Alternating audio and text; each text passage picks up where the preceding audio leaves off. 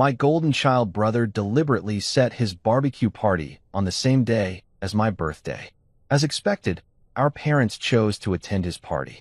Even my wife and daughter. I understand, I replied. On the birthday, they rushed to check my venue and were left speechless. Because my name's Henry Blake, and I swear I didn't do anything in a past life to deserve this family. I've seen petty, I've seen dramatic, I've even seen my cousin fake an asthma attack to get out of splitting the dinner bill. But what my brother pulled this year, that was a masterclass in passive-aggressive family warfare. The kind of thing that should come with a diploma and a theme song. So here's how it went down. My 39th birthday. Yeah, that emotionally fragile age when you're one candle away from buying a sports car out of spite, was supposed to be a quiet day. Maybe dinner with my wife Nora, a few sarcastic texts from friends, and my teenage daughter Sophie pretending to like the socks I bought myself because no one else would. Instead, I woke up to the sound of my phone buzzing like it owed me money.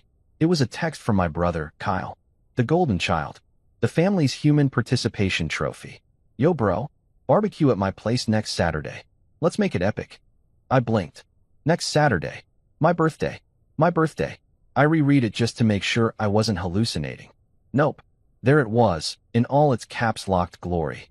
A full-blown backyard festival planned for the same day the universe had scheduled my personal celebration of existence. At first, I thought maybe he forgot. You know, the way people forget their passwords or basic empathy. So I called him. Hey, man, I said, doing my best to sound casual. You realize next Saturday's my birthday, right? Oh shoot, Kyle said, his voice fake surprised enough to win an Oscar. Total coincidence, bro. I already booked the smoker and invited everyone. But hey, we can celebrate you there too. Now, if you're new to sibling rivalry, that's like someone throwing their wedding on your anniversary and saying, but babe, we can toast to you during dessert. I laughed, that polite, fake kind of laugh people use when their soul is filing a complaint with HR. Oh, sure, Kyle. Totally fine. Awesome, bro. You're the best. You always take things so well. Yeah, I bet I do. When I told Nora later that night, she was sitting at the kitchen counter scrolling through Pinterest like it was her spiritual guidebook. Kyle's having his barbecue on my birthday, I said, trying to sound calm. She looked up. Oh, that's this weekend? I completely forgot. Yeah, me too, I said. I only have a reminder tattooed on my birth certificate. She gave me that patient wife look, the one that says, I'm not listening, but I'll pretend until Netflix loads. Honey, Kyle's barbecue is kind of a family thing. Maybe we could celebrate yours next week. Next week, I repeated. What am I supposed to do? Reheat my feelings in the microwave. She smiled like she thought I was joking. I wasn't. Then came the group chat betrayal. Mom chimed in with her standard line. Henry, sweetie, Kyle's party is tradition. We'll make it up to you. Make it up to me. My entire childhood had been one long make it up to you. Kyle got the new bike. I got his old helmet as a keepsake. He got braces. I got told to smile less. The man could rob a bank and my parents would say, he's just expressing his creativity. By Wednesday, it was official. My parents, my wife, and even my teenage daughter had RSVP'd to Kyle's barbecue. I got left with a calendar reminder that said Henry's birthday, optional. When I asked Sophie if she'd at least grab lunch with me, she said, Dad, Uncle Kyle's party is going to have a bounce house and s'mores. You can come too if you want. A bounce house.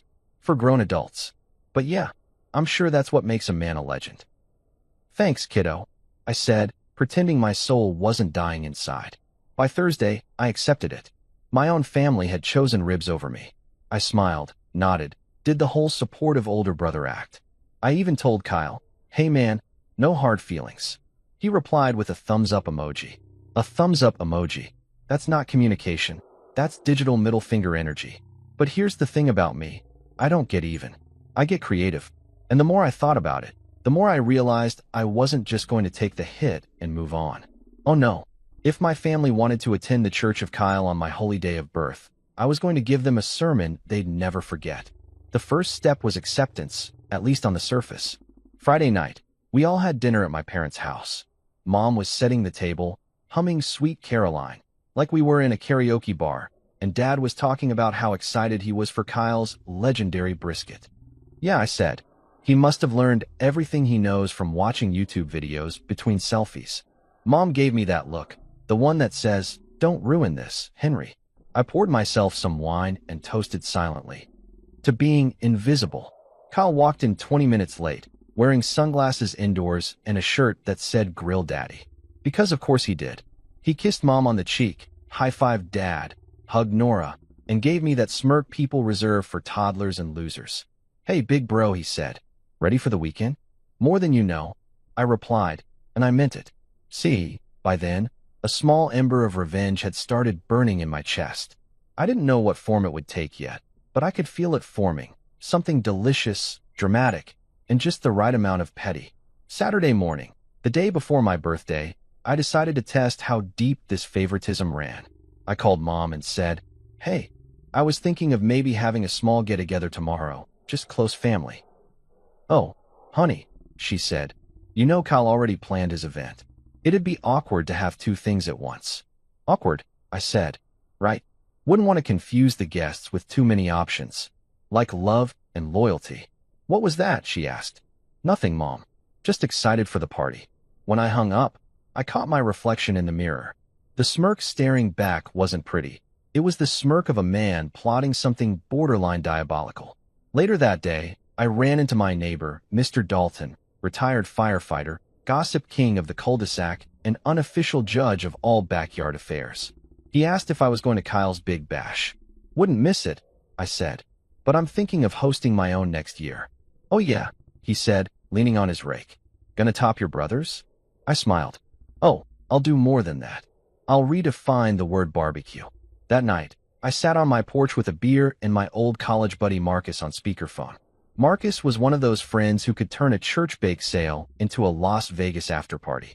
He listened to my rant in silence until I finished. Then he said, "So, your brother hijacked your birthday. You know what you gotta do, right?" "What?" "Spike his sauce with hot pepper." "No, bro," he said. "You gotta outshine him. Host your own barbecue next year. Make it legendary. Like the Met Gala, but with more beer and fewer Kardashians." I chuckled. "You think?" "Think," Marcus said. "I know, but don't wait till next year. Do it now. Tomorrow. Make it your day." I nearly spit my drink. "Tomorrow? You mean while Kyle's party's happening?" "Exactly. Double booking, double drama. It's poetic justice with a side of ribs." At first, I laughed it off, but the more I thought about it, the more it sounded right. I mean, Kyle started this war.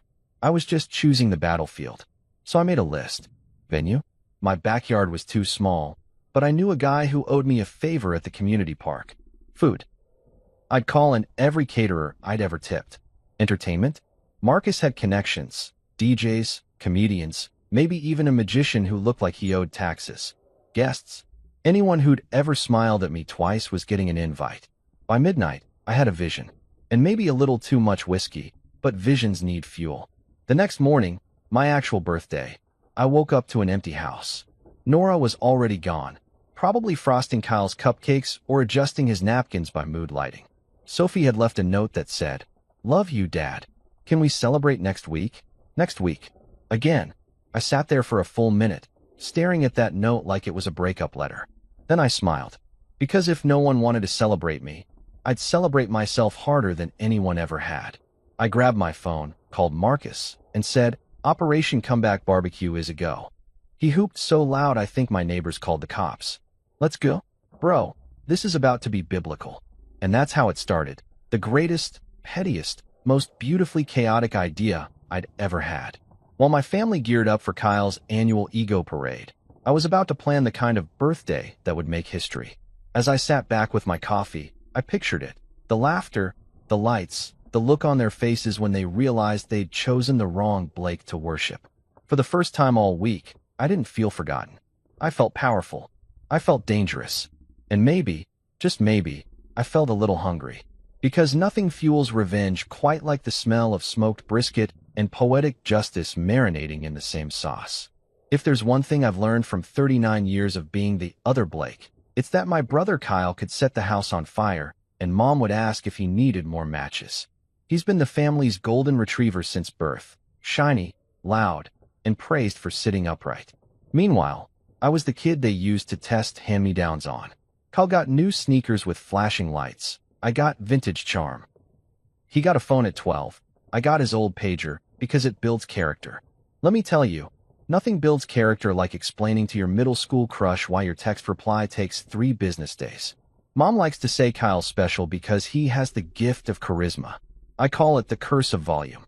You ever meet someone who talks like a TED Talk with sound effects? That's Kyle. He can walk into a room, say something dumb like, "Let's make it happen, people," and everyone suddenly forgets he's unemployed half the time. He runs what he calls a consulting business, which is corporate speak for owns a laptop and confidence. He makes PowerPoints for people who actually have ideas, and somehow he's still the family's pride and joy. When he sneezes, Mom brings soup. When I broke my arm in 8th grade, she said, "Walk it off, sweetheart." Builds bone density. When Kyle got his driver's license, Dad threw a party. When I got mine, Dad said, "Be careful with the gas. It's expensive." It's like we grew up in 2 different households that just happened to share a mortgage. Kyle was the kind of kid who could crash Mom's car into a mailbox and still get dessert. "He's learning," Dad would say, patting his shoulder. I brought home straight A's once, and Mom said, "Don't brag. It's unbecoming." I wasn't bragging. I was just trying to exist. By high school, Kyle had his own fan club. The guy could walk down the hallway, wink at a teacher, and somehow get extra credit. I once got detention for being too sarcastic during group prayer. Apparently, God doesn't appreciate commentary. Who knew? The real insult came in our 20s. I went to college, double majored in business and computer science, worked 2 jobs, and came out with student loans that could qualify as a mortgage.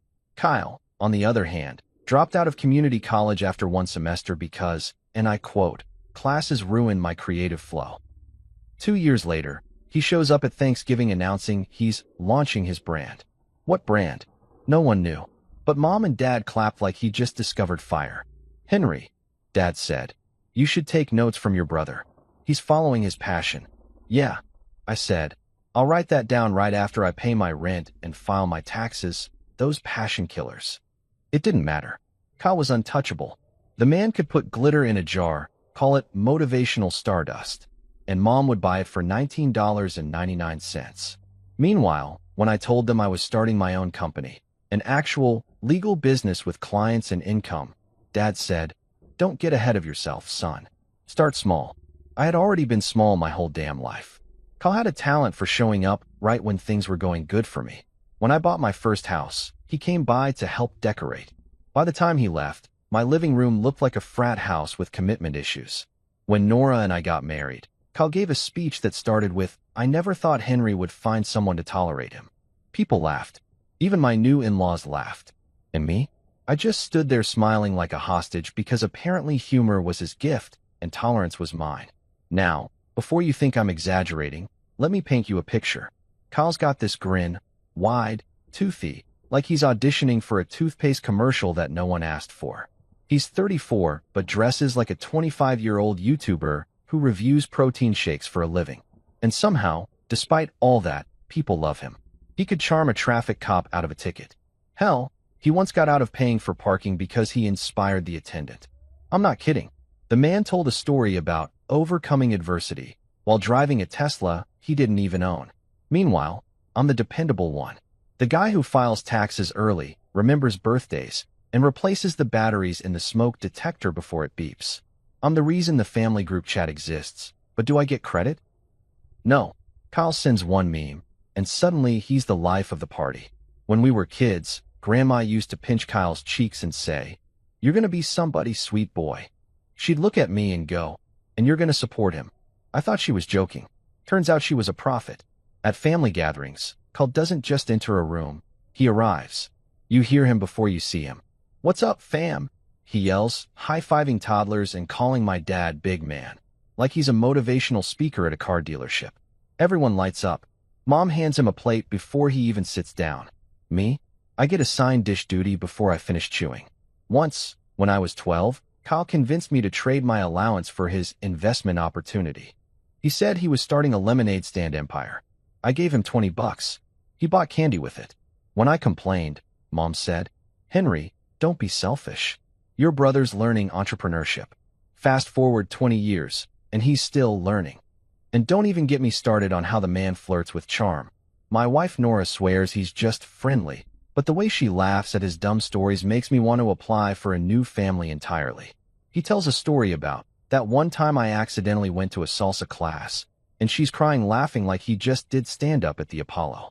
Meanwhile, I tell her about my new project at work, and she says, "That's nice, dear," like I just described a paint drying competition. My daughter Sophie adores him too. To her, Uncle Kyle is basically a human amusement park. He lets her eat marshmallows for breakfast, watch horror movies, and ride his electric scooter like it's the Indy 500. When I tell her to do her homework, she says, "Uncle Kyle says real learning happens outside." Yeah, outside school, because Uncle Kyle never went back. Here's the worst part. The man is immune to consequence. Like, genetically resistant to reality. Every time life tries to trip him, he just lands on a pillow of undeserved good luck. He once lost his wallet on a bus, and somehow the driver mailed it back with $50 extra. I lose my wallet, and my bank calls to inform me someone opened a loan in my name. And yet, despite all this, I can't fully hate him. Because the truth is, somewhere under all that charm and ego, Kyle actually believes he's doing good. He thinks his optimism balances out my cynicism. Once, during Christmas, he put his arm around me and said, "Bro, you take life too seriously. You gotta loosen up." I wanted to tell him the only reason I take life seriously is because someone in this family has to. Instead, I smiled and said, "Sure, I'll loosen up right after you pay a bill." He laughed, slapped my shoulder, and went back to drinking eggnog like he invented it. But deep down, something had started to shift in me. I'd spent years playing the role of the responsible one, the stable sibling, the predictable adult. Meanwhile, Kyle got to be the family's golden sun, shining even when he burned people. I'd always shrugged it off, told myself, it's fine. That's just how it is. But lately, it wasn't fine. Because every time he got praised for existing, I felt myself shrinking. Every time Mom said, "Your brother means well," I heard, "You're just here for background support." So when Kyle double-booked his barbecue on my birthday, it wasn't just another petty move. It was the final straw in a 34-year comedy of favoritism. The man had taken everything, attention, affection, the family spotlight, and now he wanted my day. That was when the switch flipped. That was when I stopped being the understanding brother and started being the one with a plan. They always said Kyle was the golden child. Maybe it was time to find out how gold reacts under fire. Marriage, they said, is about partnership, companionship, mutual respect. Yeah, well, they forgot to mention third-party interference from your brother with a six-pack and a god complex. That's the part they leave off the Hallmark cards. My wife, Nora, is, how do I say this gently, a walking contradiction. She's both sweet and subtly savage. You know those people who can insult you so kindly that you thank them afterward? That's her. And to be fair, she's a good woman. Beautiful, smart, grounded, until Kyle walks into the room. Then suddenly, she's a contestant on America's Got Compliments. He cracks a joke, something recycled from 2003, like, remember when Henry tried to fix the grill and almost burned down the deck? And she laughs so hard I swear she forgets who actually pays the mortgage. The worst part? I've heard those jokes my whole life. I know every punchline before it leaves his smug mouth, but she acts like it's primetime comedy. One night, I tested it. Kyle called during dinner. She put him on speaker. He goes, "Hey sis-in-law, what's cooking?" And Nora, without missing a beat, goes, "Not Henry's cooking, that's for sure." I looked at her like she'd just thrown a dart through my dignity. She winked and said, "Oh, relax, it's a joke." Sure, a joke that keeps coming back like bad credit. And then there's my daughter, Sophie, 14, going on TikTok famous. That kid loves her Uncle Kyle more than she loves Wi-Fi. He lets her get away with everything. Candy for breakfast? Sure. Stay up past midnight? Absolutely. Watch an R-rated movie as life education? Of course. Meanwhile, when I tell her no, she rolls her eyes and says, "Uncle Kyle says rules are just suggestions." Oh, really? Well, Uncle Kyle also says his consulting firm is doing great, but I haven't seen him consult anything other than his reflection.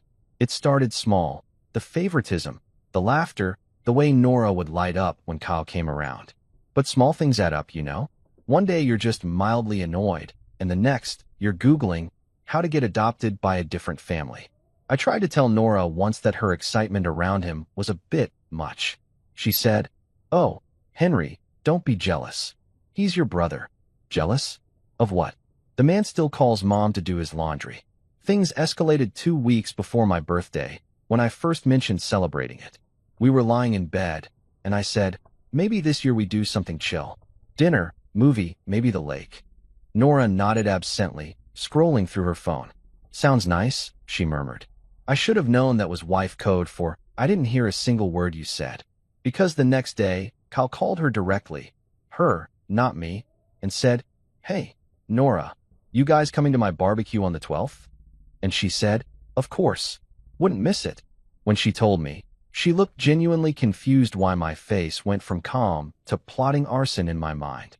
Henry, she said, Kyle already invited everyone. Can't you just pop by? Pop by. To my brother's house. On my own birthday. That's like inviting your ex to your engagement party, for closure. I smiled. Tight, polite, serial killer level calm. And said, sure, honey. Sounds fun. Inside, though, my brain was throwing a full-blown fireworks show labeled emotional damage. I thought maybe Sophie would be on my side. Rookie mistake. I asked her if she wanted to hang out that day, maybe get burgers or see a movie. She said, Dad, Uncle Kyle's barbecue is like the event of the year. We can celebrate you next weekend. Next weekend. It's like everyone in my house suddenly got a group discount on disrespect. Even my own parents weren't subtle.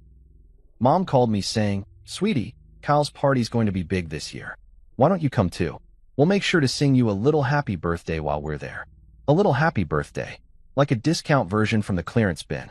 That night, while Nora was painting her nails and humming like she lived in a detergent commercial, I asked her, you really don't see how weird this is? She glanced up. What's weird? That everyone's going to Kyle's party instead of celebrating my birthday? She shrugged. Henry, don't make this a competition. Who said it's a competition? You're acting like it. Oh, the irony. The same people who create the competition are always the first to accuse you of keeping score. I tried to let it go. Tried to be the mature husband. But then came the dinner that nearly broke me. The Friday before my birthday, Kyle invited us to a small pre-barbecue taste test. Basically, a chance for him to show off his smoker and make everyone tell him he's a culinary genius. I didn't want to go, but Nora said, it'll be fun. Family bonding. That phrase should be banned by law. So there we were, sitting in Kyle's backyard.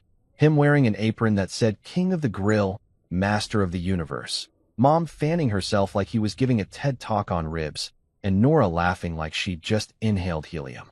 He handed her a plate and said, be careful, it's hot. Just like you, sis-in-law. I dropped my fork. She blushed. My dad chuckled. I seriously considered tossing myself into the smoker just to end it all. After dinner, Kyle started showing everyone a slideshow on his outdoor TV, photos of last year's barbecue. It was basically a highlight reel of him flipping meat and flexing his biceps. Nora clapped at one of the pictures. Sophie yelled, Uncle Kyle, you're so cool. I said, yeah, he's definitely the Gordon Ramsay of reheating frozen wings. No one laughed. Not even the crickets. When we got home, I told Nora, you know, it's wild how your husband disappears the second Kyle starts talking. She sighed. Oh, come on, Henry. Don't be insecure. Insecure? Lady, I'm not insecure. I'm insulted. There's a difference. The next morning, I overheard her on the phone with her sister. She said, I just wish Henry were more like Kyle sometimes, so laid back, you know? I stood in the hallway, holding my coffee, questioning every life choice that brought me here. When she hung up, I walked in and said, just curious, am I competing for your attention or a reality show slot? She looked startled. Were you eavesdropping? No, I said.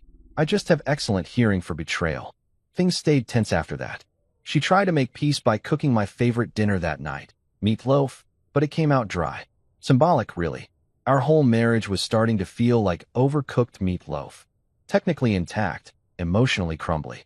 Later, as we sat on the couch, she said, you know, you could make an effort to get along better with Kyle. I laughed.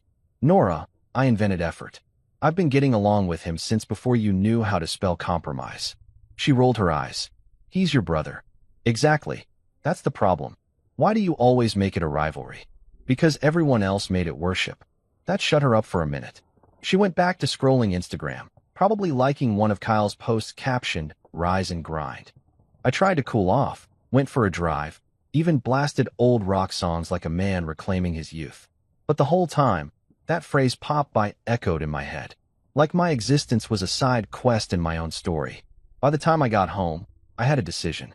If my birthday was going to be overshadowed by Kyle's barbecue, then fine. Let them have it. I play the nice guy. But deep down, I was done being the background character in the church of Kyle. That night, Nora asked if I was okay. I smiled. Yeah, I'm fine. She kissed my cheek and said, "You're such a good sport." And in that moment, I realized something terrifying. I wasn't being a good sport. I was being benched in my own life. So while she drifted off to sleep, I lay there staring at the ceiling fan, listening to it spin like the wheel of fate, and whispered to myself, "All right, Henry. They want Kyle's party to be the main event. Let's give them a reason to remember it." I didn't know it yet, but that was the exact second karma clocked in for overtime. Revenge doesn't always arrive like a lightning bolt. Sometimes, it comes disguised as a six-pack and a late-night pity party on your porch. That's exactly how it started for me. Beer in hand, bruised ego on full display, and a mosquito biting my calf like it was auditioning for Survivor, Backyard Edition. I just spent the day watching my wife and daughter pack up for my brother's big barbecue like it was the royal wedding, while I sat at home feeling like the forgotten middle child of the apocalypse. I was halfway through my third beer when it hit me. Not enlightenment, not grace, but something far more useful. Pettiness. Pure, unfiltered, grade A pettiness. The kind that fuels great art, bad tattoos, and most exes' Instagram captions. I grabbed my phone and texted the only man I knew who wouldn't talk me out of this, Marcus. Now, Marcus has been my best friend since college. He's the kind of guy who owns 3 Blazers, no job titles, and somehow plans events for celebrities who can't spell budget. He once turned a divorce party into a charity gala and made the ex-husband donate just to save face. The man was a legend in chaos management. "Yo," I texted. "You ever plan something petty?" "Define petty," he replied. "Like, ruin my brother's day petty." 10 seconds later, my phone rang. "Bro," Marcus said, his voice buzzing with excitement. "You're finally speaking my love language." I explained the situation. How Kyle had scheduled his annual ego convention on my birthday, how the entire family had RSVP'd to his temple of self-praise, and how I was tired of being the unpaid understudy in the musical called The Golden Child and Friends. Marcus listened silently. Then he said, "We're not throwing a party. We're throwing an experience." That's when I knew things were about to get biblical. We met the next morning at a diner, because all dangerous ideas begin over bacon and bad coffee. Marcus showed up in sunglasses like we were about to rob the place. He slid into the booth and said, "Okay, hit me with your vision." "My vision," I said, "is everyone realizing I'm the fun Blake. I don't just want to match his barbecue. I want to make his look like a sad potluck hosted by regret." Marcus smirked. "We can work with that." "Venue? I don't know. My backyard." He nearly spit out his coffee. "No, man. We're going bigger. If you're going to dethrone the golden child, you can't do it on a patio with a leaky hose. You need spectacle. I'm thinking Lakeside Park. Music, lighting, food trucks, a drone show spelling your name in the sky." I blinked. "Hey, what? Come on, bro. You're not just Henry Blake, overlooked sibling. You're Henry Blake, main event. This isn't revenge, it's rebranding." I laughed. "Marcus, I just want ribs and a point to prove, not a Coachella set list." He waved me off. "You think small, you get small results. Trust me, when people see what we're planning, they'll never think of Kyle's barbecue the same way again." By the time our waitress dropped the check, we drafted something that looked less like a birthday party and more like the opening ceremony of the Olympics. A live band, open bar, inflatable games, a comedian, and maybe a dunk tank with Kyle's face printed on it. "Too much?" I asked. "Never," Marcus said. "We'll call it Project Reclaim the Flame." I grinned. "I like it. It sounds dramatic and slightly illegal."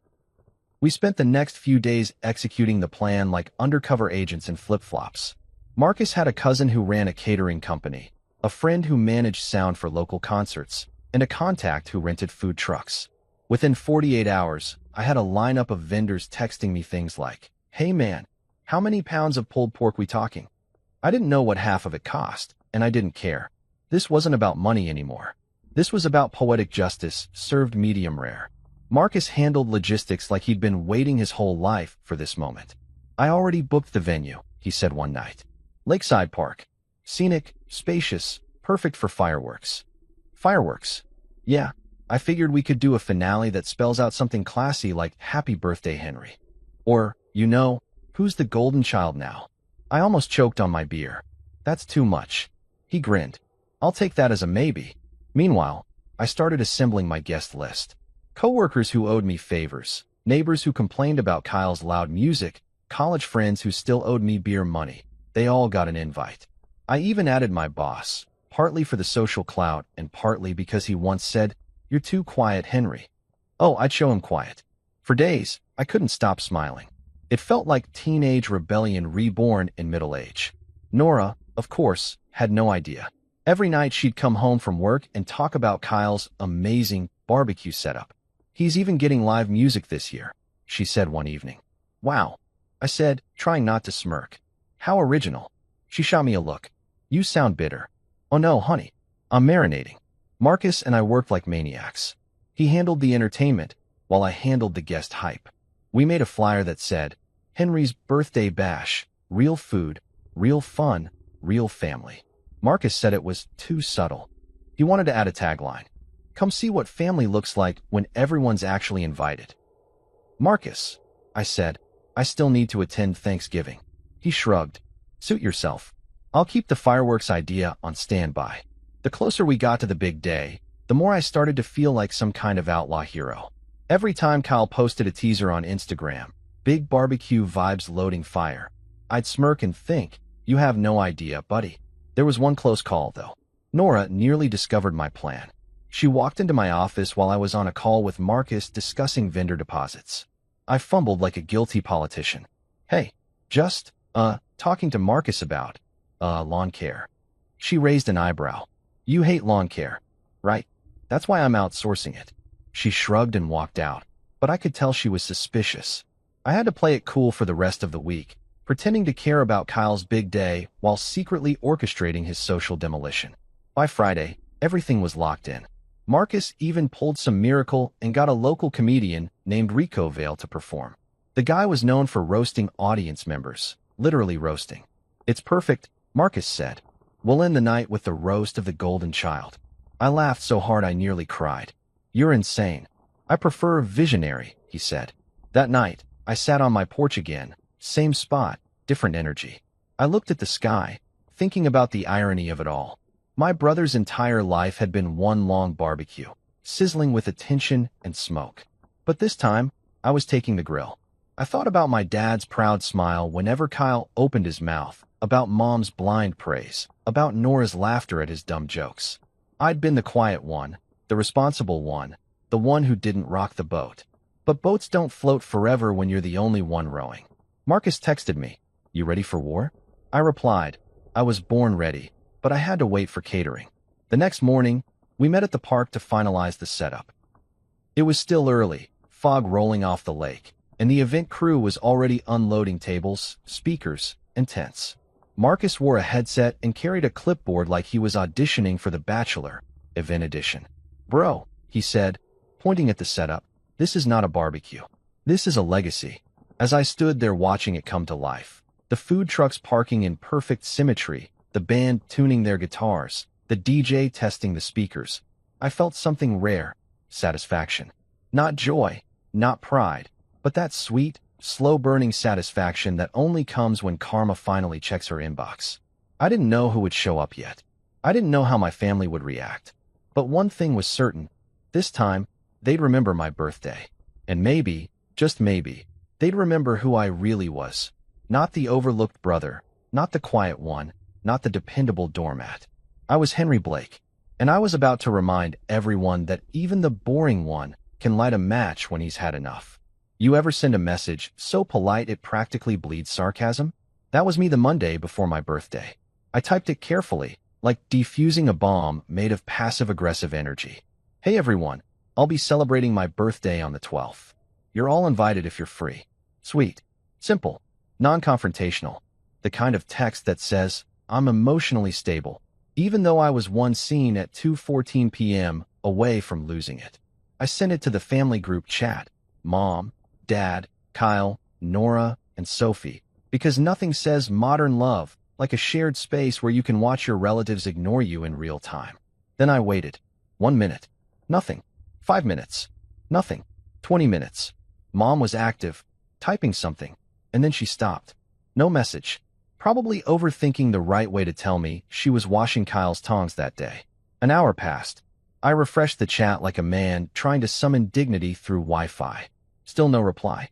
Then it happened. A notification popped up. Ding. My heart leapt. It was Kyle. He posted, "Barbecue bash fire same day, same vibe, same love. Everyone welcome." In the same group chat. My group chat. The digital space I had just used to invite these people to my own birthday. Within seconds, it was like watching a wildfire spread through a pile of dry approval. "Mom, can't wait, sweetie. Dad, got the cooler ready. Aunt Lisa, we're bringing your favorite dip." Even my teenage daughter hit him with a fire emoji. You know what I got? Nothing. Not even a pity reaction. Not a thumbs up. Not a maybe next time. Just the silence of betrayal wrapped in family data. I stared at my phone, feeling like a background character in my own life story. And then, like a final twist of the knife, Nora reacted to Kyle's post with a laughing emoji. A laughing emoji. On the day I invited her to my birthday. I put the phone down before I did something impulsive, like delete my family. I took a deep breath and said to myself, "Okay, Henry, they chose violence. You'll choose catering." Later that evening, Nora walked in all casual, humming like a woman who hadn't just crushed her husband's soul via emoji. "So," she said, "Kyle's party's gonna be huge this year. He's even got a live DJ. Isn't that fun?" "Fun," I repeated, nodding like a man on the edge of a Netflix true crime special. "Yeah, fun's one word for it." She tilted her head. "You're not mad, are you?" "Mad?" "No," I said, smiling. "I'm enlightened." Because in that moment, I realized something powerful. Indifference is their language, but success is mine. And I was about to become fluent. That night, I called Marcus. He answered on the first ring. "Tell me someone broke a grill." "Worse," I said. "They ignored my invitation." He whistled. "Oof. Group chat betrayal. That's sacred ground, bro. You ready to nuke their notifications?" "Beyond ready," I said. "Then let's double down," Marcus replied, cracking his knuckles like a general before battle. "We're going full production. I've already confirmed the food trucks, the band, and the lighting guy. You want me to add a photo booth?" "Absolutely," I said. "And make sure the backdrop says something subtle like, 'Real family, real party.'" He laughed. "Oh, I love when you get petty." "Petty," I said. "Marcus, this is performance art." We spent the next 2 hours finalizing the details. Marcus had ideas that ranged from genius to potentially lawsuit-worthy. We could hire someone to dress up as a golden statue and call it the Golden Child exhibit. People can take photos next to it. Tempting, I said, but I still have to sit at the same Thanksgiving table as these people. Fine, he sighed. But can we at least print his face on the drink koozies? I didn't say no. By midnight, the plan was perfect. I texted Marcus a simple message before bed. "Tomorrow, we rise." The next morning, I woke up to the same group chat pinging again. Kyle had sent another message. "Update, everyone. Got a sponsorship from Brewski's Beer for the barbecue. Free drinks for all." The replies flooded in like a love tsunami. "Mom, oh my goodness, Kyle. You're so resourceful." "Dad, proud of you, son." "Resourceful? Proud." I invented resourcefulness in this family. When Dad's car broke down, who rebuilt the starter using YouTube and pure desperation? Me. When Mom's Wi-Fi went out, who fixed it while Kyle stood behind her saying, "Try rebooting?" Me. But sure, let's all raise a glass to the man who negotiated free beer. That night, I went full stealth mode. While Nora was watching some reality dating show that made my IQ drop by the minute, I quietly sent out my real invites, emails, texts, even some old-fashioned phone calls for the older crowd. My pitch was simple. "Hey, it's Henry. I'm hosting something special on the 12th at Lakeside Park. You'll want to be there." I didn't mention Kyle. Didn't need to. Mystery sells better than guilt trips. By Wednesday, the RSVPs started rolling in. Co-workers, neighbors, a few old college friends, even my boss. One texted, "Heard this is the event of the year. Can I bring my wife?" I replied, "Bring your accountant too. I might need him by Monday." Meanwhile, My family continued fawning over Kyle like he was the human embodiment of success. My mom even sent a reminder in the chat. Everyone remembers sunscreen for Saturday. Kyle's parties always get so much sun. I couldn't resist. I replied, noted. No one reacted. At this point, it wasn't even anger. It was scientific curiosity. How far could their ignorance go before it looped back around to comedy? On Friday night, Nora noticed me unusually calm. She said, "You seem relaxed." "I am," I said. "I finally understand everything." She smiled, relieved. "Good. I'm glad you're not still hung up on that party thing." I poured myself a whiskey, smiled, and said, "Oh, I'm definitely not hung up." Because why should I be? They'd already RSVP'd to humiliation, they just didn't know it yet. Later that night, Sophie came into my office wearing a Kyle's barbecue t-shirt. "Yes, my brother made merch." She twirled and said, "Isn't it cool? Uncle Kyle gave me this early." I smiled and said, "It's perfect, sweetheart. Wear it while you can." "Why?" "Because after Saturday, they might be collector's items." She laughed, thinking I was joking. Kids always underestimate how funny revenge can be. Before bed, I checked the guest list one last time. It was bigger than I expected. Marcus had over-delivered. There were food trucks for tacos, barbecue, desserts, and even a mobile barista. A live band, a comedian, and a local news guy who owed Marcus a favor were confirmed to show up for community coverage. When I saw the draft of the press release Marcus sent, I nearly spit out my drink. Local entrepreneur Henry Blake celebrates birthday with record-breaking community event at Lakeside Park. Entrepreneur. That word alone would make Dad's blood pressure spike. He'd spent decades pretending Kyle's consulting business was the next Apple, while I quietly built a company that actually paid taxes. The poetic justice was so perfect, I could almost taste it. I slept like a baby that night, the kind of deep, peaceful sleep that only comes when you know karma's about to start working overtime on your behalf. The next morning, the family group chat lit up again. "Mom, so excited for today. Kyle says it's going to be his best one yet." "Dad, can't wait to see everyone." Even Nora texted, "Heading out now? Don't wait up." I typed back, "Wouldn't dream of it." Then I turned my phone over, looked at the mirror, and said out loud, "All right, Henry, let's give them a day they'll never forget."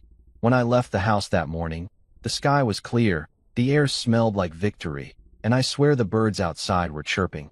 Let's get petty. The morning of my birthday started exactly how you'd imagine a betrayal-themed holiday should. Silent house, cold coffee, and a note on the counter that read, "We'll swing by after Kyle's party. Love you, love me." Like that sticky kind of love you say to your Amazon driver when they drop your package on time. I stared at that note for a full 30 seconds before laughing. One of those deep, unsettling laughs that probably made the toaster nervous. Because here's the thing, I wasn't sad anymore. I was ready. The kind of calm that happens before a tornado touches down. I poured myself another coffee, put on my best nonchalant billionaire outfit, dark jeans, crisp shirt, sunglasses, and whispered to the mirror, "Let's get theatrical." By noon, Marcus pulled into my driveway with a grin so big it could have powered a small town. He stepped out wearing a headset and holding a clipboard, looking like an underpaid movie director. "Birthday boy," he yelled. "You ready for war?" "War," I said, locking my door behind me. No. Wars are messy. This is performance justice." "Whatever you call it," he said. "Just know it's beautiful. The setup's insane." We drove out to Lakeside Park, and when I saw it, I almost teared up. Almost. Because real men don't cry. They just sniff dramatically and blame it on pollen. The entire area had been transformed into something out of a high-budget summer festival. Food trucks lined the edge of the lake, each one smelling better than the last. Tacos, barbecue, burgers, even a dessert truck shaped like a donut. A live band was setting up under a white canopy, tuning guitars while the drummer tested beats that made my soul vibrate. Marcus had banners strung between the trees. "Happy birthday, Henry. Good vibes, great food, real family." Real family. That tagline alone could have sent my brother into cardiac arrest. I turned to Marcus. "You did this in 3 days?" He smirked. Never underestimate what caffeine, debt, and revenge can accomplish. People started showing up earlier than I expected. Coworkers, neighbors, even my boss, who walked in wearing aviators like he'd just stepped off a yacht. Heard this is the event of the year, he said, handing me a gift bag. Oh, just a little get-together, I replied, smiling like a man who definitely spent 5 figures proving a point. By 2 o'clock, the park looked like a movie set. Kids ran around playing cornhole. The smell of ribs filled the air, and the band's lead singer crooned classic rock songs that made everyone feel like they still had hairlines. People laughed, clinked drinks, and danced under the open sky. For once, I wasn't the quiet guy in the corner. I was the main character. Marcus strutted up to me with 2 beers. You see this, my man? This is legacy-level stuff. You're not just throwing a party. You're rewriting family history. I raised my bottle. To rewriting. We toasted, and I swear the beer tasted like victory and smoked brisket. Around 3 p.m., the comedian arrived, a guy named Rico Vale, with energy levels that made Red Bull look lazy. He shook my hand. Heard your family ditched you for your brother's barbecue? Yup. Perfect, he said. Tragedy makes great material. Marcus whispered, he's gonna roast everyone. Even you. Good, I said. Let the healing begin. The guests kept pouring in. Old college friends, clients, a few people I didn't even remember inviting, but who claimed they heard about it from someone who heard about it. Apparently, Marcus had turned my birthday into the social event of the summer. Even the mayor's assistant showed up. The mayor's assistant. Meanwhile, my brother was probably still flipping burgers and talking about his consulting empire. At around 3:30, Marcus got a text and started laughing so hard he nearly spilled his drink. Bro, guess where the family is right now? I raised an eyebrow. Kyle's barbecue. Yup. And guess what? Someone just posted an Instagram story from there. Half the crowd already dipped. People are leaving mid-rib, man. Mid-rib. I grinned. The Great Migration has begun. He slapped my shoulder. Operation Reclaim the Flame is officially underway. By 4 o'clock, I couldn't stop smiling. I was shaking hands, hugging guests, getting compliments like, dude, this is better than any wedding I've been to. And you outdid yourself, Henry. Someone even said, this must have taken months to plan. I looked them dead in the eye and said, nah, just years of emotional neglect. Even the band was feeling the vibe. Between sets, they played a remix of We Are the Champions, and I swear I saw an old coworker tear up. Kids were jumping in the inflatable bounce castle Marcus rented. Adults were dancing by the lake, and one food truck owner came over to me and said, this crowd's a gold mine. Who's the genius behind this? I pointed at Marcus. That guy. Marcus waved dramatically. I'm just the architect. He's the story. Meanwhile, my phone buzzed nonstop. Texts, missed calls, and a flood of notifications. But I wasn't checking them. Not yet. I wanted to enjoy the calm before the roast. The golden, delicious calm where victory simmered like barbecue sauce over a low flame. At 4:30, Rico, the comedian, hopped on stage for a sound check and called out, Yo, where's the birthday man? The crowd cheered. Someone shouted, Henry, you're a legend. Legend. A word no one in my family had ever associated with me unless I was telling them where the TV remote was. I walked up, waved to the crowd, and said, I don't have a speech. I just want to thank everyone who showed up. It means a lot, especially since attendance at family events isn't exactly my strong suit. People laughed, clapped, cheered. It was small, but it was power. The kind of moment you store in your chest for dark days. After I stepped off stage, Marcus grabbed my arm. You ready to see the full fireworks schedule? Fireworks. Oh yeah, he said, showing me a list. We got a 7 p.m. drone show over the lake. And maybe a small surprise message in the sky. What kind of message? He winked. You'll see. I should have been nervous. I should have been thinking, is this too much? Will my family hate me forever? But no, I felt amazing. For once, I wasn't the punchline. I was the one holding the mic. By 5 p.m., the crowd had doubled again. The smell of roasted corn mixed with laughter, live music, and clinking glasses. I even spotted a few mutual friends who had defected from Kyle's event. They came up sheepishly and said things like, we heard this one was, more fun. Glad you made it, I said, shaking their hands like a benevolent dictator. Grab a drink. Redemption's on tap. Marcus leaned over and whispered, I give it an hour before the family shows up. He was right, because at 5:47 on the dot, I got a text from Mom. Honey, are you still having that little thing at the park? We might stop by for a bit after Kyle's barbecue. I showed Marcus. He laughed so hard he had to walk away. I typed back, "Sure, Mom, if you can find parking." And then I waited. Because every good roast needs an audience, and mine was on its way. As the sun started dipping low over the water, the energy built. The band played their best set yet. People danced barefoot on the grass, and the first few fireworks cracked open the sky in gold and blue. Kids gasped, couples clinked glasses, and I stood there at the center of it all, grinning like a man who'd finally cracked the cheat code to life. The phone in my pocket buzzed again, another message. This one from Dad. "Impressive turnout, son. Didn't realize it was this big." I smirked. Of course you didn't. It was poetic, like watching the scales balance themselves. For years, Kyle had been the headline act. But tonight, for the first time in forever, I wasn't standing in his shadow. He was about to walk into mine. And as the clock ticked closer to 6, I could feel it. The air tightening, the crowd buzzing, the stage lights warming. The night was ready. The players were in place. Kyle's party was ending. Mine was just beginning. Now, while my event was out there rewriting family history, I like to imagine what was happening across town at Casa de Kyle, also known as the Shrine of Self-Importance. I didn't go, obviously, but thanks to the miracle of social media and a few undercover operatives, aka mutual friends who can't resist good drama, I got a front row seat to the downfall of the Golden Child's grand performance. See, Kyle's barbecue started off the same way it always did. Loud music, inflated ego, and food that looked better on Instagram than it tasted in real life. He'd rented one of those massive tents, strung with cheap fairy lights that made it look like an Amazon wedding, and had a Bluetooth speaker blaring a playlist titled Kyle's Greatest Hits. Translation: songs from 2010 that he still thinks are relevant. From what I heard, the day started strong. People showed up early, because of course they did. My family treats Kyle's parties like the Super Bowl. Mom and Dad arrived first, bringing potato salad and enough emotional support to power a small city. Nora and Sophie rolled in next, dressed like they were heading to Coachella. I can practically hear Nora's voice. "Kyle, this looks amazing. You always outdo yourself." Yeah, I bet it looked amazing for the first 20 minutes, before the universe decided to balance its karmic checkbook. According to my neighbor Trish, who's friends with Kyle's next-door neighbor, bless her nosy soul, the first sign of trouble came at 2:15.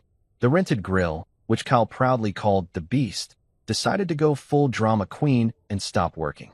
Just quit. No smoke, no fire, no glory. Apparently, Kyle started yelling into his phone like he was calling 911 for a barbecue emergency. Meanwhile, the crowd stood around awkwardly, sipping lukewarm beer. Someone apparently asked, "Where's the food?" And Kyle, ever the smooth talker, said, "We're doing a delayed rollout." Keeps the excitement up. Yeah, nothing says excitement like hunger and regret. Still, he powered through. He turned the music up, started doing his usual rounds, handshakes, fake laughs, the classic "so glad you could make it" lines he learned from Dad. My daughter Sophie later told me he was really in his element. Of course he was. The man thrives on attention like a houseplant on sunlight. But here's where it gets good. Around 3 p.m., just as he's bragging about his secret family recipe for ribs, which is really just store-bought sauce and ego, guests started getting texts. Notifications popping up like popcorn kernels. Messages that read, "Hey, you at Henry's thing? This place is insane." People began looking at their phones, whispering. Kyle probably noticed, but kept pretending everything was fine. The man could be drowning in quicksand and still be like, "Nah, just vibing." Mom, bless her heart, asked someone what they were smiling at. The woman showed her a video. One of my friends had posted a clip of my party's live band playing by the lake, fireworks reflecting on the water. You could hear people cheering, clinking glasses, living their best lives. Mom apparently frowned and said, "Oh, that's lovely. Whose party is that?" "Henry's," the woman replied. I like to imagine the silence that followed, the collective moment when realization spread like gossip at a church potluck. Word traveled fast. Someone else checked Instagram and found a clip of me making a toast. Caption, "This guy knows how to throw down." Another showed the food trucks lined up under lights. Another showed Rico the comedian cracking jokes about family favoritism and burnt ribs. At that point, it was over. Guests began vanishing one by one, like a bad magic trick. Cars quietly rolled out of Kyle's driveway, tires crunching on gravel like the sound of loyalty leaving. People mumbled excuses, gotta check something downtown, forgot my sunglasses, need to, walk my cat. Anything to escape the sinking ship. Mom noticed first. Where's everyone going? She asked. Dad shrugged, too busy chewing on something that may or may not have been cooked. By 4 p.m., half the crowd was gone. Kyle kept insisting it was fine, that people were just making supply runs.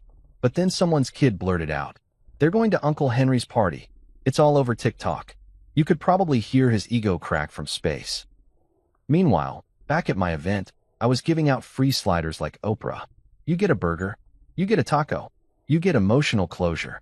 I didn't know the exact play-by-play, but I could feel it in the air, that shift, that sweet, invisible current of karma. Around 4:30, Marcus jogged over, laughing so hard he was gasping for air. Bro, update from the front lines. Someone live-streamed Kyle's face when he saw people leaving. I swear he looked like he just found out Wi-Fi was canceled. Poor guy, I said, sipping my drink. He must be really disappointed. Marcus grinned. You don't sound sorry. I'm not, I said. I'm hydrated and vindicated. Apparently, the disaster kept snowballing.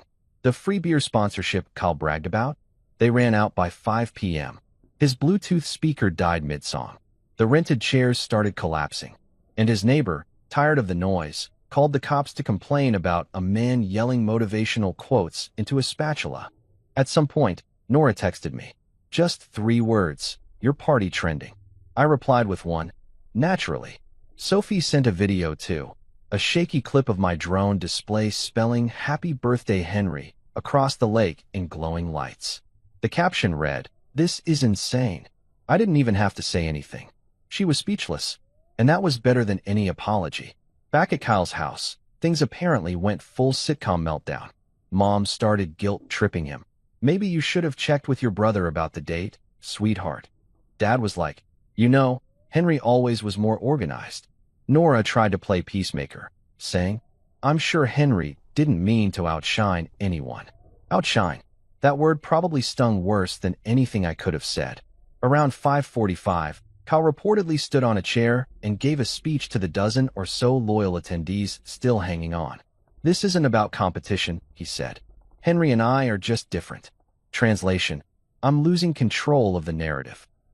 I like to think at that exact moment, another text came through, maybe from Mom, maybe from a random guest, showing fireworks launching over the lake. Because at that very second, my party was exploding in golden brilliance. People cheering, laughing, raising glasses. Kyle's guests. They were standing in a backyard lit by flickering tiki torches, listening to him defend his life choices. By 6, even Mom caved. She apparently turned to Dad and said, "Maybe we should stop by Henry's for a bit. It is his birthday." Dad nodded, half defeated, half curious. "Yeah, might as well." Nora didn't argue. Sophie practically dragged them to the car. And Kyle? Well, he had no choice but to follow. The man couldn't stand the idea of anyone celebrating without him. So they packed up, loaded into their SUVs, and drove toward the sound of laughter and live music echoing over the lake. And me? I was mid-toast when I saw a line of headlights approaching down the park road. I didn't even need to check who it was. I could feel it. The air shifted, people turned, and whispers started spreading like, "Oh my God, that's his family." I took a long sip of my drink, grinned, and thought, showtime. Because in that moment, I wasn't nervous or bitter anymore. I was ready. Ready for them to see what happens when the quiet one finally gets a spotlight and a stage big enough for karma to perform. The Golden Child's barbecue had officially flatlined, and all roads now led to me. It was about 6 o'clock when the sun decided to make my party look like a movie set. The lake shimmered in gold. The band switched from chill blues to crowd-pleasing funk, and the smell of barbecue hung in the air like victory perfume. People were laughing, dancing, clinking glasses, and taking selfies under the big, glowing Happy Birthday Henry banner. If heaven had a VIP section for the underappreciated, I was already seated. Marcus came over holding 2 plastic cups of something neon. "Bro," he said, "I think this might be the peak of your life. How do you feel?" "Like I just got promoted by karma," I said, taking a sip. It tasted like liquid redemption and questionable sugar content. That's when I saw them. Headlights creeping down the gravel road toward the park entrance. 3 cars in a neat little parade of guilt. Even from a distance, I could recognize the silhouettes. Dad's SUV leading, followed by Nora's car, and then the unmistakable shine of Kyle's brand new truck, the one he financed through manifestation. Marcus noticed my grin. Incoming. Oh yeah, I said. The prodigal audience returns. He rubbed his hands together like a cartoon villain. Should I cue the dramatic music? Already playing, I said, nodding toward the band. They'd just started a cover of Ain't No Mountain High Enough. Perfect timing. The cars parked near the gate, and the doors opened like the start of a soap opera episode. Out stepped Mom in her floral church dress, Dad adjusting his hat like he was inspecting a crime scene, Nora frozen mid-jaw drop, and Sophie, sweet Sophie, looking around like she'd just discovered Disneyland. And then, of course, Kyle, my brother, the man, the myth, the canceled barbecue. He looked like someone had just unplugged his confidence mid-sentence. His hair was damp, his shirt wrinkled, and I swear he was still holding a half-empty beer can like a prop from a tragedy. They all stood there for a few seconds, just staring. The lights from the stage reflected in their eyes. The banner flashed gold. The music swelled. And then, as if the universe had taken notes on cinematic timing, the crowd erupted in cheers. Not for them, but for me. I raised my glass. Well, look who finally remembered they have another son. People laughed, clapped, and some even whistled. Nora blinked, completely thrown off. Sophie grabbed her arm and whispered something that looked suspiciously like, "Dad's party is awesome." Kyle just stood there, blinking, trying to process that his backup plan had a bigger budget than his main event. Mom recovered first. She walked toward me with that polite, everything is fine smile mothers use when they're realizing their favorite child just got dethroned. "Henry, honey," she said, her voice trembling with forced warmth. "This is lovely." "Thanks, Mom," I said, kissing her cheek. "We wanted something simple. You know, minimal effort." Her smile flickered. "Well, it looks expensive." "Just emotionally," I said. Dad walked up next, looking around like he was evaluating real estate. "You got a good crowd here, son. Didn't know you had this many friends." "Neither did I said. "Turns out people like good food and not being ignored."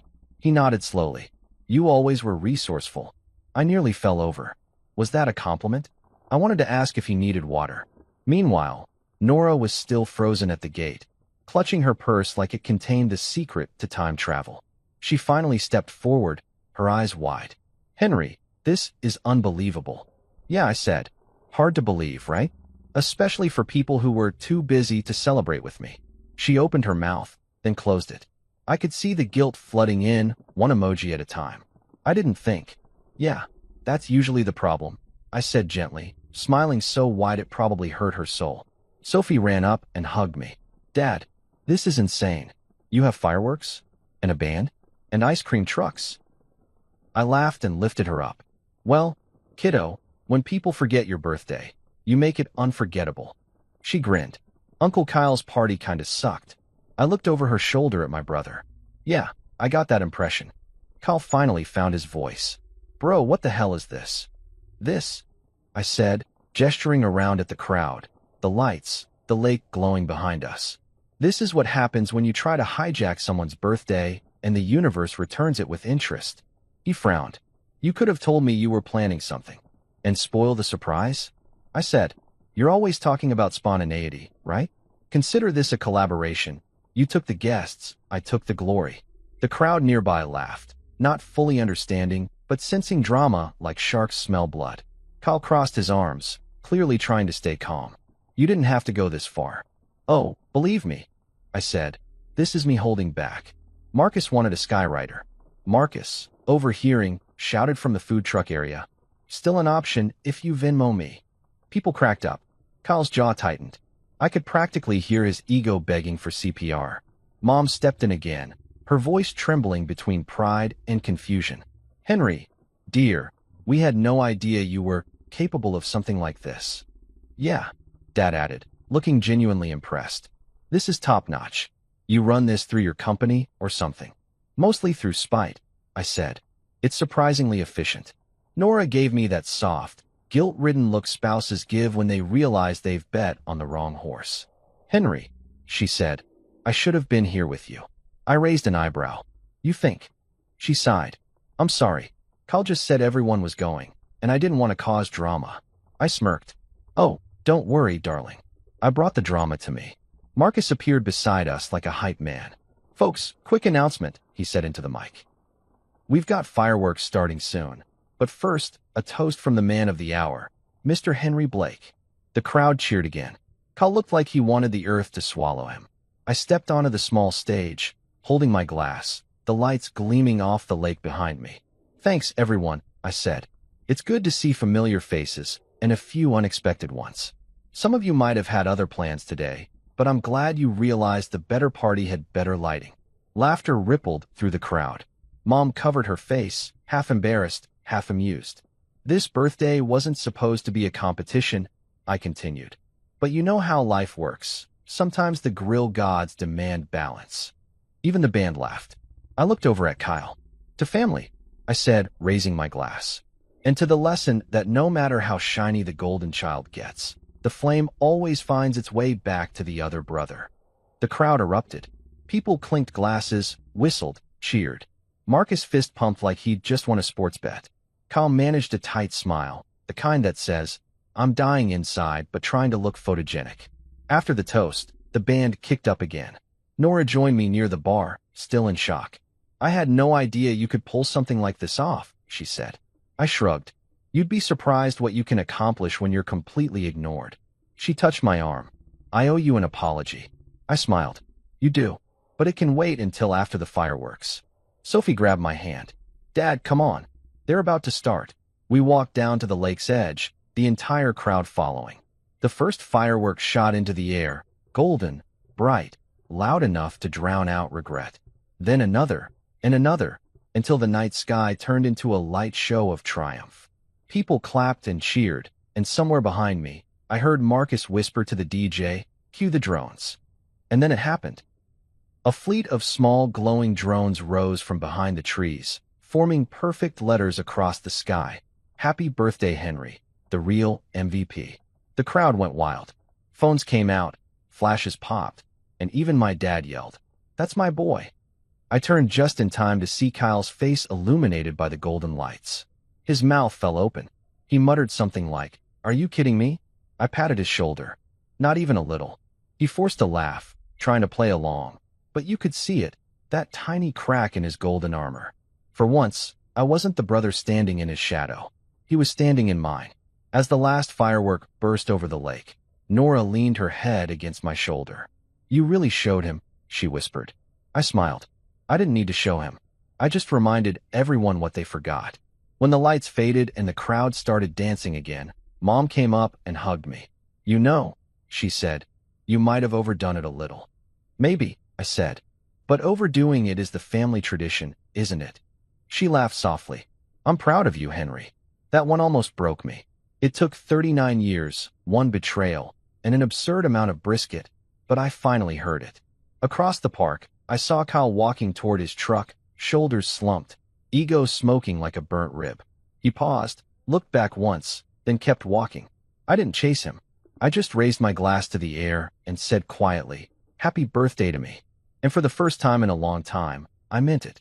You know that electric buzz that fills the air right before something unforgettable happens? That's what it felt like standing there by the lake, beer in hand, crowd still cheering, fireworks smoke drifting above the water like karma's perfume. The night had peaked, or so I thought, until Marcus took the mic. And that's when the show really began. Ladies and gentlemen, he announced, his voice booming over the speakers. Before we wrap up this glorious evening, we've got one final act. Please welcome the man who's about to turn family therapy into stand-up comedy, Rico Vale. The crowd roared.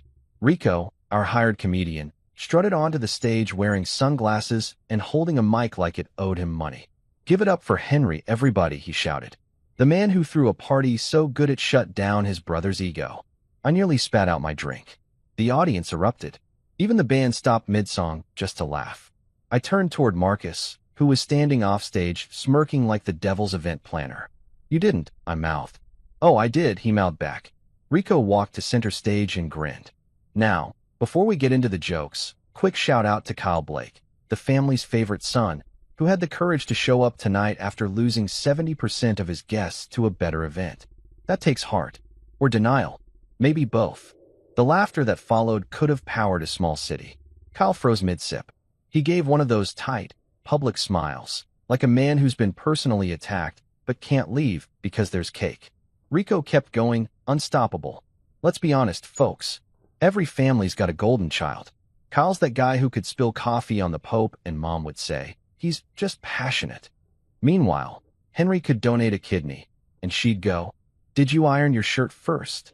Even I lost it. I was doubled over, laughing so hard my ribs hurt.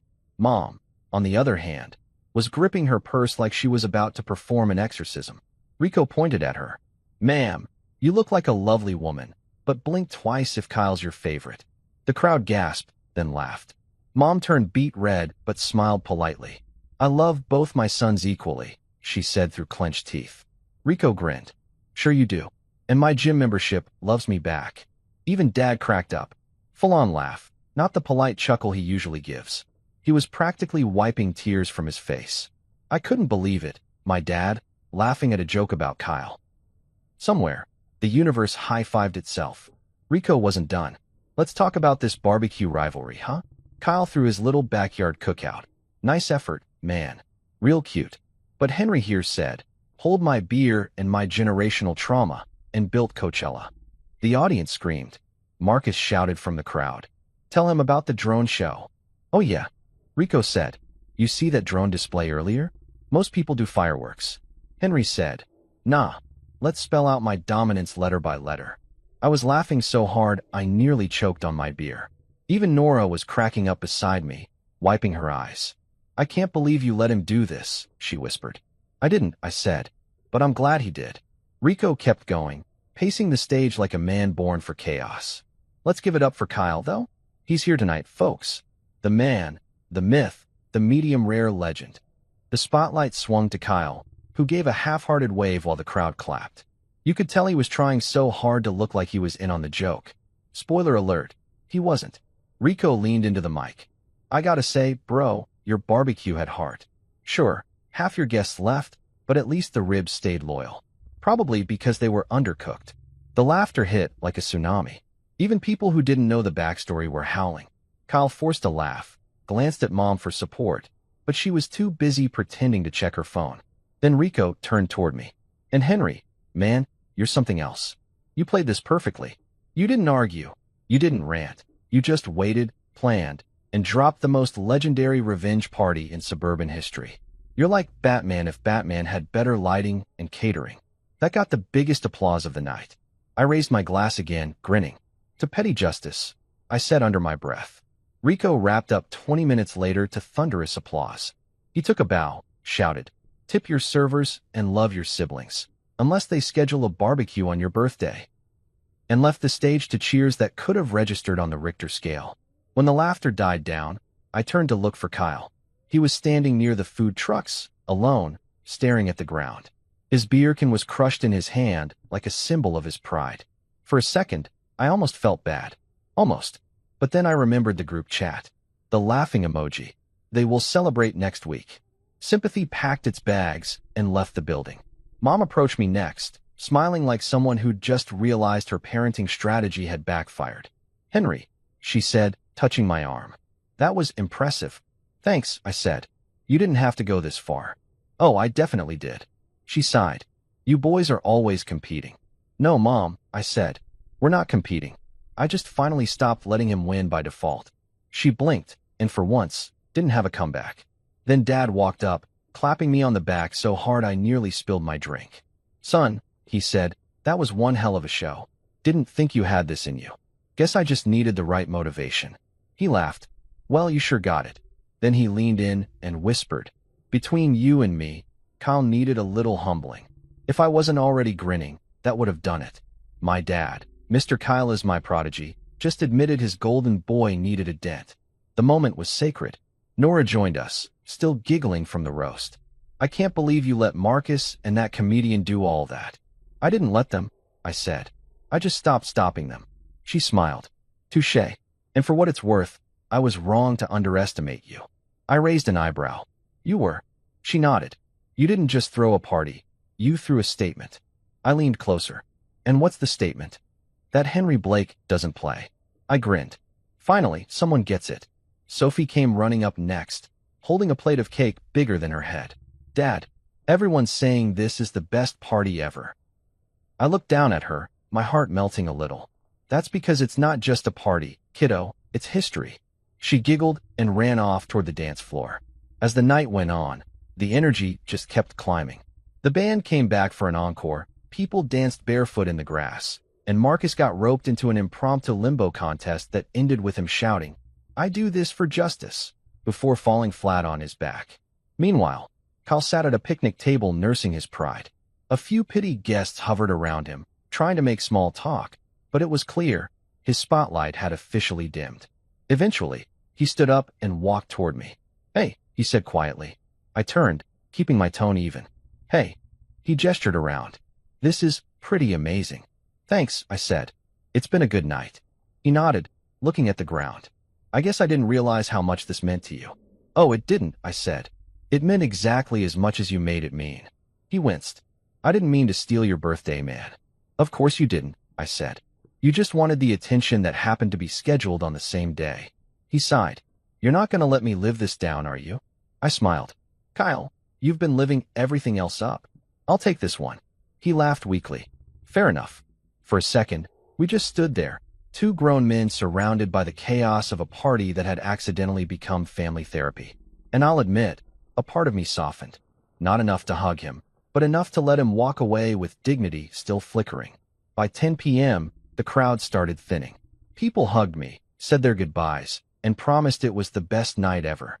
Mom and Dad left together, smiling and tired. Nora kissed my cheek, whispering, "You win." Sophie fell asleep in the back seat of the car, clutching a balloon.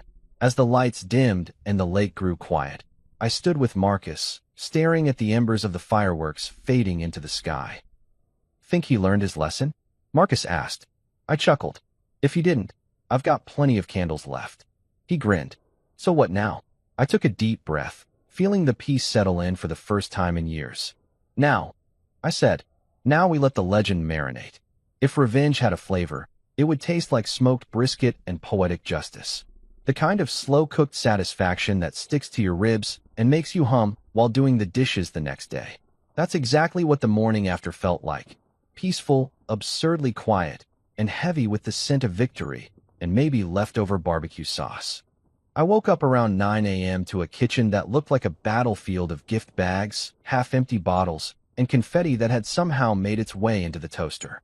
My phone was vibrating nonstop with texts, half from guests thanking me for the best night ever, and the other half from family members trying to rewrite history.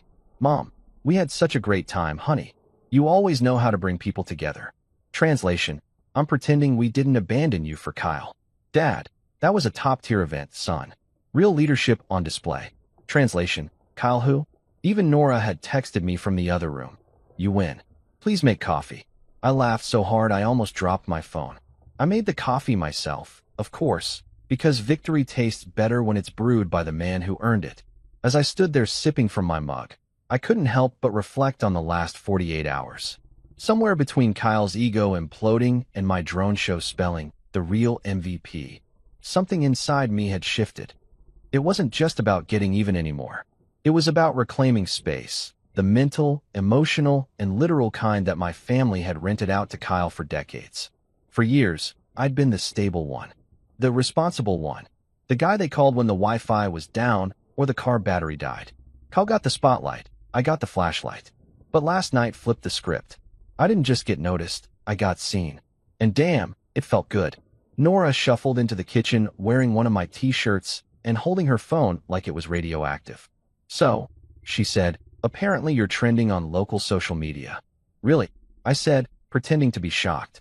I was just trying to host a chill evening of emotional reclamation. She gave me that smile, the one she uses when she knows I'm being smug but can't argue with results.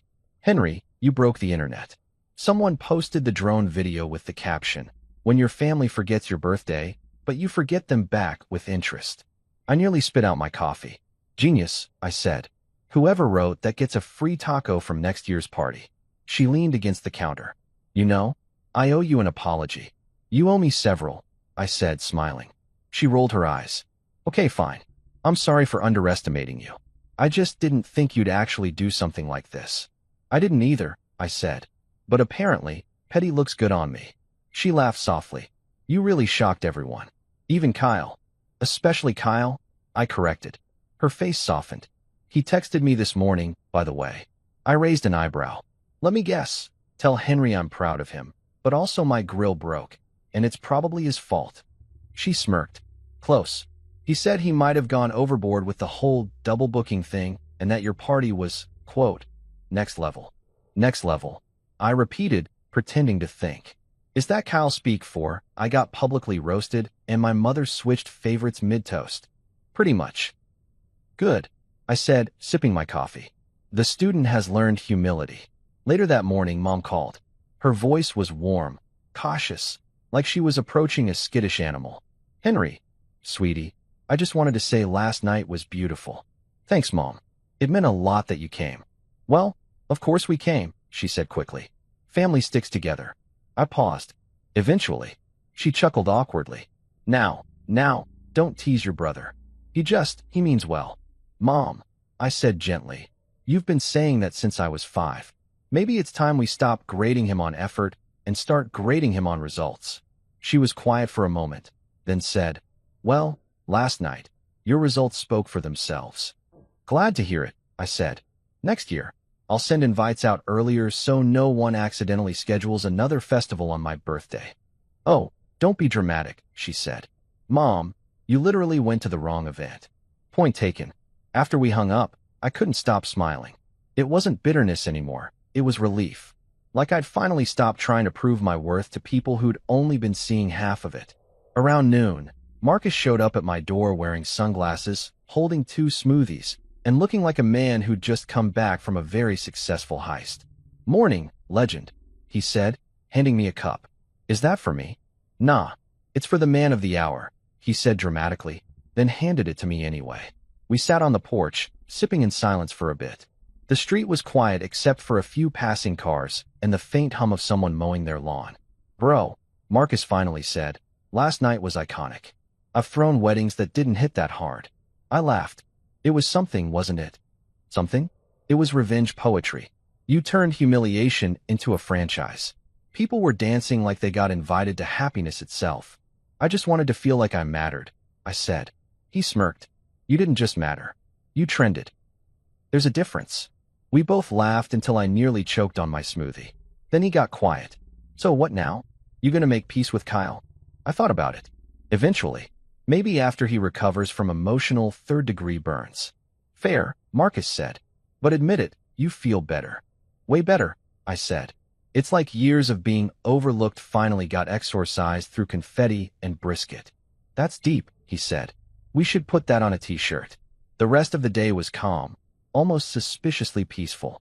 No chaos, no group chat drama, no passive-aggressive comments.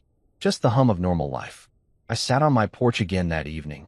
Same as the night this all started, but the silence felt different now. It wasn't lonely anymore. It was earned. The sun dipped below the trees, painting everything in orange and gold. I leaned back, took a sip of beer, and whispered to myself, you did good, man. And just when I thought the universe was done surprising me, my phone buzzed again. A new message from Kyle. Hey bro, you free tomorrow? I was thinking we grab lunch. My treat. I read it twice, then 3 times. The golden child had offered to pay. Historic. I typed back, sure, as long as it's not at your house. He replied with a laughing emoji. For once, it didn't make my blood boil. The next day, we met at a diner halfway between our houses. No crowd, no music, no fanfare. Just 2 brothers and a very confused waitress who recognized me from the party video. Kyle looked rough, like a man who'd spent the night reflecting and Googling how to recover from public embarrassment. Look, he said, stirring his coffee. I messed up. I didn't mean to hijack your birthday. I just thought that you're the center of the universe. I offered. He winced. Yeah, that. I smirked. At least you're self-aware now. He sighed. You really showed me up, man. I wasn't trying to show you up, I said. I was trying to show me up. And maybe remind everyone that I exist. He nodded slowly. You did that. Loudly. For a second, we both laughed. Real laughter. The The kind that sounds like relief. Then he said, "For what it's worth, I'm proud of you." I raised an eyebrow. "You're proud of me?" "Yeah," he said. "You've always had it together, man. I just never wanted to admit it." That one hit harder than I expected. I didn't need an apology. I just needed acknowledgement. And finally, I had it. We paid the bill. Kyle actually did, shocking everyone including the waitress. And when we stepped outside, he said, "Next year, we'll do your party at my place. You plan it. I'll grill." "Deal," I said, shaking his hand. As I drove home, I couldn't help but smile. Not because I'd won, but because I'd finally stopped losing pieces of myself trying to keep the peace. That night, I sat on the same porch where it all began. Same chair, same kind of beer, different man. The air was still, the sky clear, and the faint smell of barbecue lingered in the distance like a reminder. For the first time in a long time, I didn't feel like the forgotten brother, or the overlooked son, or the husband people took for granted. I felt balanced, seen, whole. I raised my bottle to the stars and said quietly, "Here's to second servings." Because revenge, when done right, doesn't leave a bad aftertaste. It just leaves you full.